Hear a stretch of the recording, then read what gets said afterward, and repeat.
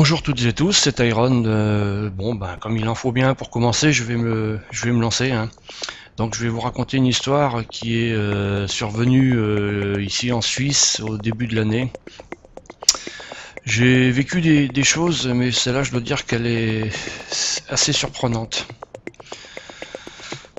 Donc j'étais sur Genève au début de l'année, là en 2008, pour réaliser une interview pour un futur reportage. Et une amie est venue nous apporter les clés d'un appartement afin que nous puissions poser bagages et y rester 2 nuits. Donc une fois après avoir fait l'inspection des lieux, on s'est posé tranquillement, on s'est fait une petite collation, quoi, un petit thé, on était assis sur le canapé en discutant ce qu'on allait faire le lendemain afin de se promener, visiter certains monuments et vieilles rues de cette belle ville de Genève. Enfin bref, donc on discutait et puis je sais pas ce qui s'est passé.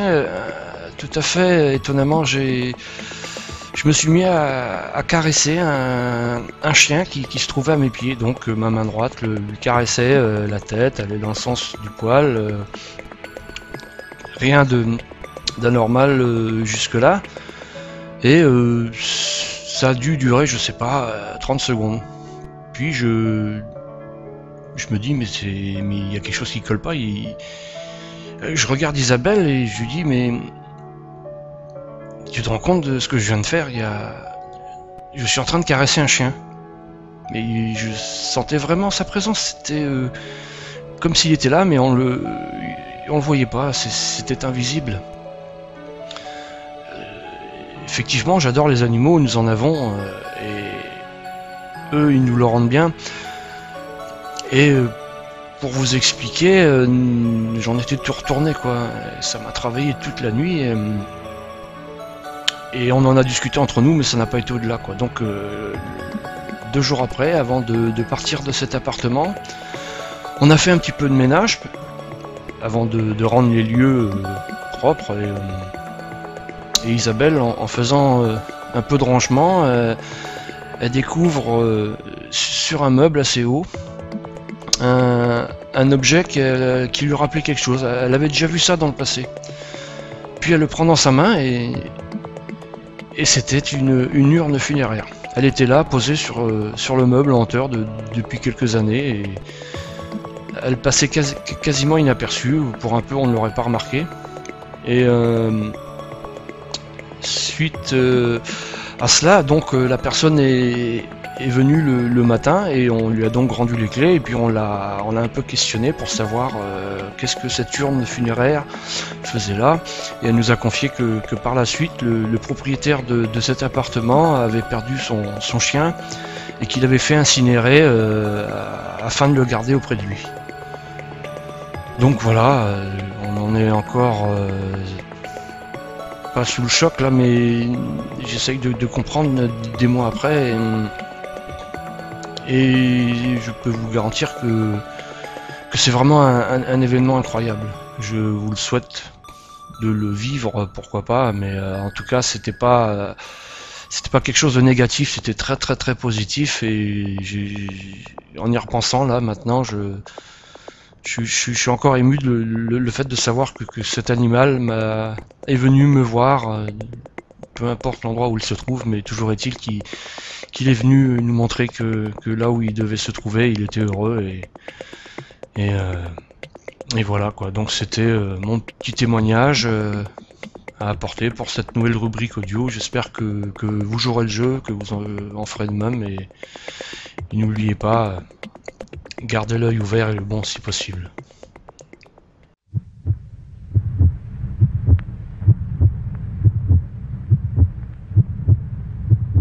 C'était ma première expérience dans le domaine du paranormal. J'avais 6 ans. Mon grand-père paternel était grièvement malade à l'époque et il demandait à me voir. Mon père n'arrêtait pas d'appeler ma mère pour qu'elle m'emmène à l'hôpital. Il sentait que la fin était proche et ma mère n'a jamais voulu, malgré les nombreux appels de mon père tout au long de la journée. C'est vrai qu'elle me trouvait trop jeune et elle craignait qu'il meure en ma présence. et que j'en reste choquée pendant un bon moment. Ce soir-là, donc fin de journée, je suis allée me coucher comme d'habitude à l'étage de mon lit superposé. Puis dans un demi-sommeil, pendant la nuit, j'ai senti une main qui me caressait le visage et qui me remit une mèche de mes cheveux derrière mon oreille. Et le lendemain matin, en me levant, ma mère vient me voir en me disant qu'elle venait de raccrocher au téléphone avec mon père et que mon grand-père était décédé dans la nuit. Je lui ai alors demandé si c'était pour ça qu'elle était venue me faire un câlin pendant la nuit, si elle était venue me voir. Et elle m'a répondu que non, qu'elle dormait et qu'elle venait tout juste d'apprendre le décès de mon grand-père il y avait 10 minutes. Je sais maintenant, et j'en suis presque sûre, que c'est lui qui est venu me dire au revoir cette nuit-là. Il n'a pas pu me voir avant comme il le souhaitait, mais il l'a fait après. J'oublierai jamais ce geste. C'était son souhait de me voir et je pense qu'il l'a réalisé à sa façon. Ça fait 22 ans qu'il est décédé et je reste sûre que c'est bien lui qui est venu me voir cette nuit-là.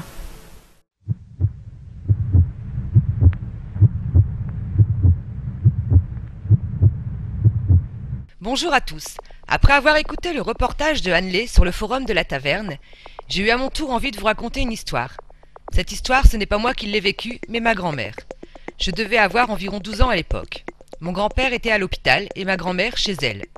Pour vous remettre un peu dans le contexte, il faut savoir que mes grands-parents ne dormaient plus ensemble, mon grand-père ne pouvant plus monter à l'étage. Il était donc impossible pour lui de rejoindre ma grand-mère. Donc, pendant que mon grand-père était à l'hôpital, ma grand-mère, elle, dormait dans sa chambre. Et cette nuit-là, elle se réveilla en voyant mon grand-père à ses côtés dans le lit. Surprise, elle le regarda et elle lui demanda « Mais qu'est-ce que tu fais là ?» Et il lui a répondu naturellement « Je suis venu te dire au revoir ». Juste après cela, le téléphone a sonné. C'était l'hôpital pour annoncer à ma grand-mère le décès de son mari. Cette histoire, évidemment, a profondément marqué ma grand-mère et moi-même. Donc pour ma part, je suis persuadée qu'il y a bien quelque chose après la mort et que mon grand-père, ce soir-là, a bien réussi à venir dire au revoir à ma grand-mère.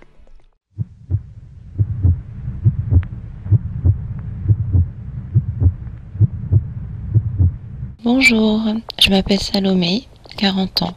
Je souhaite vous faire part d'un témoignage d'une des aventures paranormales le plus marquant que j'ai eu dans ma vie, une transcommunication de l'invisible sur le babyphone de mon fils quand il avait à peu près 1 an. Ça s'est passé donc en 2005 dans mon appartement parisien. Donc ce soir-là, j'allais me coucher, le babyphone était allumé et j'entends mon fils qui chante et s'amuse dans le berceau, dans sa chambre. Bon, il rit comme s'il y avait quelqu'un avec lui, il papote. Mais bon, d'un naturel plutôt joyeux et vif, je ne m'inquiète pas et je sais qu'il ne va pas tarder à s'endormir. Puis tout d'un coup, j'entends un grésillement et une voix d'homme très grave qui chante la même chanson que mon fils, avec mon fils. Donc là, je peux vous dire que j'ai eu tellement peur que je n'ai même pas pris l'échelle de la mezzanine et j'ai sauté directement au risque de me casser une jambe. Et je me suis précipitée dans la chambre de mon fils. Je l'ai attrapé, bien évidemment, et sorti de la chambre. Mais il n'y avait personne d'autre apparemment. Donc je me suis posé des questions par rapport à ça. Et après analyse, j'en ai conclu qu'il s'agissait peut-être d'une transcommunication avec l'invisible. Heureusement que cela ne s'est jamais reproduit. Mais ça m'a laissé un souvenir d'une grande frayeur dont je ne suis pas prêt d'oublier. Donc voilà, je vous fais partager cette expérience aujourd'hui sur la taverne de l'étrange.